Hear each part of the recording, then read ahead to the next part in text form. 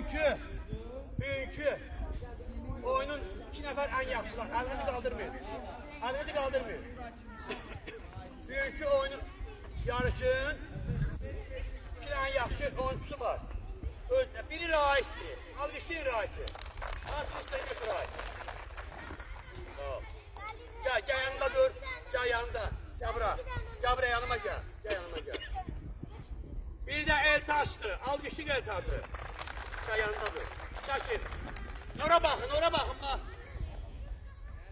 Yaxşı, alqışlayın. Gelin terkiye. Ötkeman, hara geçsin. Gedinlere durun. Deməli.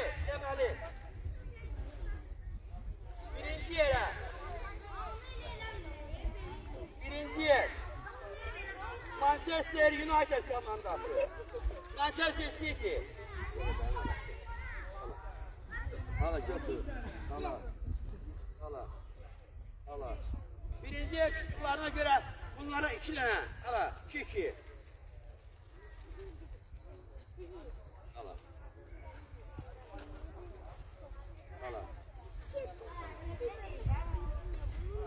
İkinci yerde komandanın en yaxşı oynayanları Qurban Gəncəli. Alqışlayın.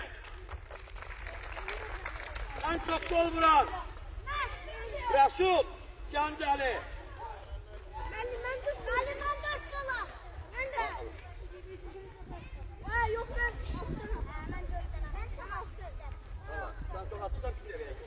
Hala, olur.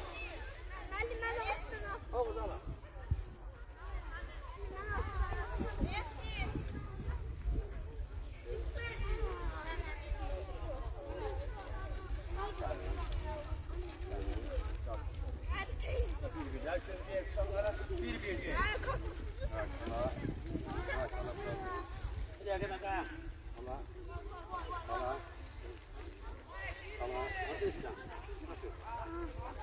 Yani götür uşaqları verelim ama. Toplu.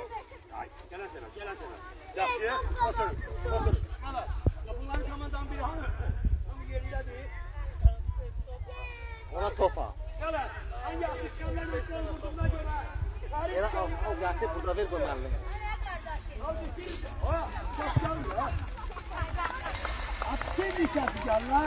En yaxşı al vurduğuna göre. Sağ olun uşaqlar. Sağ olun geldiniz. Burada. Bura. Sağ olun. Geçin.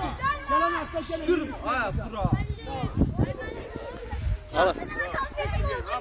Al oldu en yaxşı.